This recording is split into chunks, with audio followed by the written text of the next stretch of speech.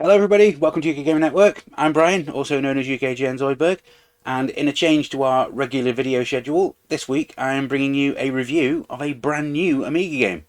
This was an opportunity that I could not pass up, but don't worry, Retro Game Super Leagues will be back next week as usual. So until then, why don't you just sit back and enjoy as I take a look at Roguecraft and see if it's one that you should be buying.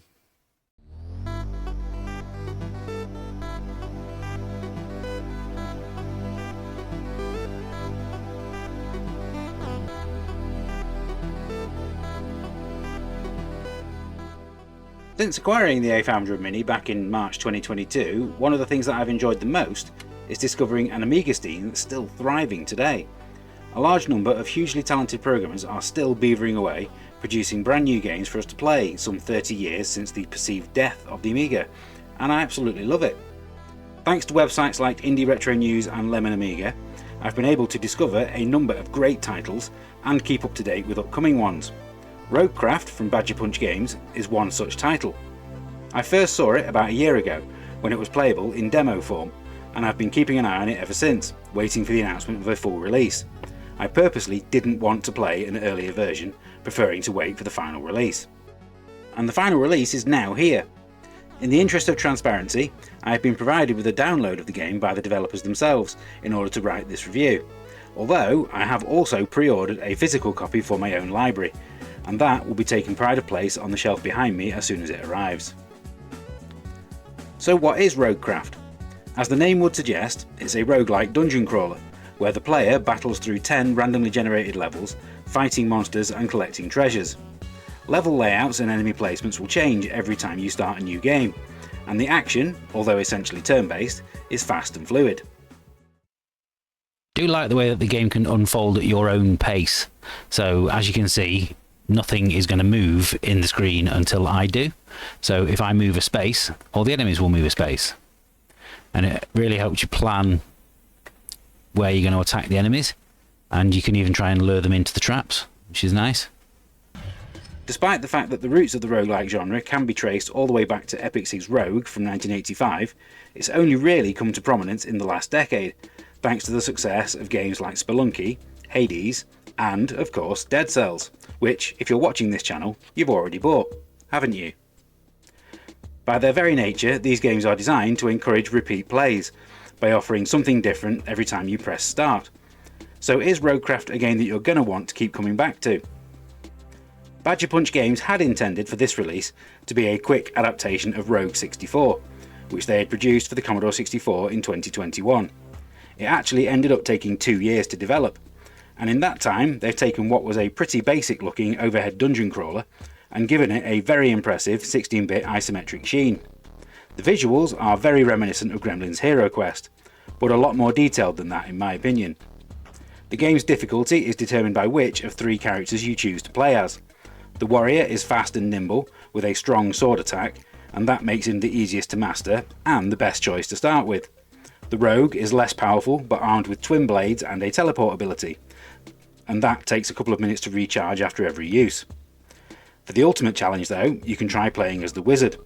He can fire off magical projectiles from a distance, but is highly susceptible to attacks. Success with the wizard will require a little bit more cunning and strategy from the player.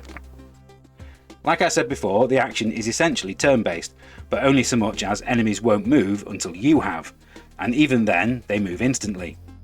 This keeps the game moving at a pretty decent pace, and also allows you to consider what your approach is going to be in each room as you enter.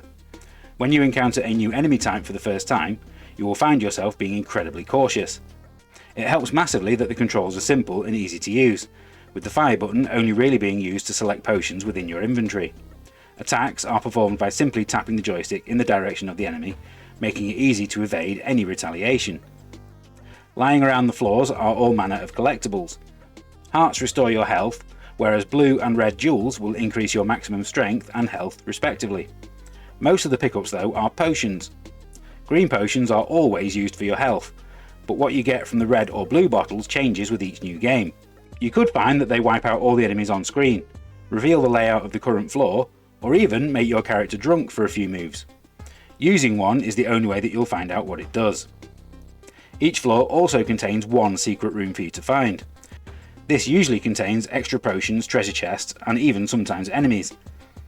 The entrance to these won't be marked on the map, but they are always where you would expect an exit to normally be on the screen. If the entrance is at the top of the screen, the wall will look slightly different to a normal wall, but I don't feel that it looks different enough for most players to think it's worth investigating. I finished a number of games without ever finding one, and it was only after messaging one of the devs for guidance that I was finally able to recognise them. The dungeons themselves are filled with little graphical details, like the Cthulhu-style statues that help them drip with atmosphere, and the enemies also look suitably formidable. It's especially nice how the dungeon's appearance subtly changes as you progress through the floors. Even the piece of music that plays in the background throughout is sensibly understated so that it doesn't become annoying. As much as I enjoyed Roguecraft, it could have been even better, with just a couple of alterations. The game ultimately isn't random enough for truly long-lasting appeal. Enemies will always appear on the same floors every time you play, and I feel that being confronted with a mimic or a snake as early as the second floor would have made the challenge even more thrilling. And while I'm on the subject of mimics, did they really have to look exactly the same as a regular chest? Some sort of clue, no matter how minor, that I'm about to be attacked would have been nice.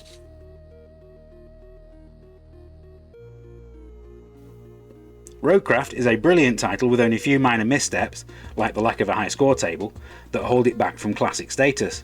I'd quite happily return to it time and again, and can see myself booting it up on a regular basis for quite a while to come. Having 3 characters that require a different approach to the gameplay also really adds to the overall longevity. Presentation is excellent all round, with some good music and superbly detailed environments. I like that the dungeon looks different on each floor, although I felt more could have probably been done with the sound effects. It's a really good pick up and play title with very simple controls, and I can see just about anyone finding it enjoyable, whether you are playing it on the original hardware or an emulator. Unfortunately, I was not able to get it working on the A500 Mini, but that could just be because I was playing a pre-release version, and hopefully the full version will work. Pre-orders for physical copies are only available until July 31st, and I definitely recommend snapping one up. I'll put a link in the video description to the Thalamus store.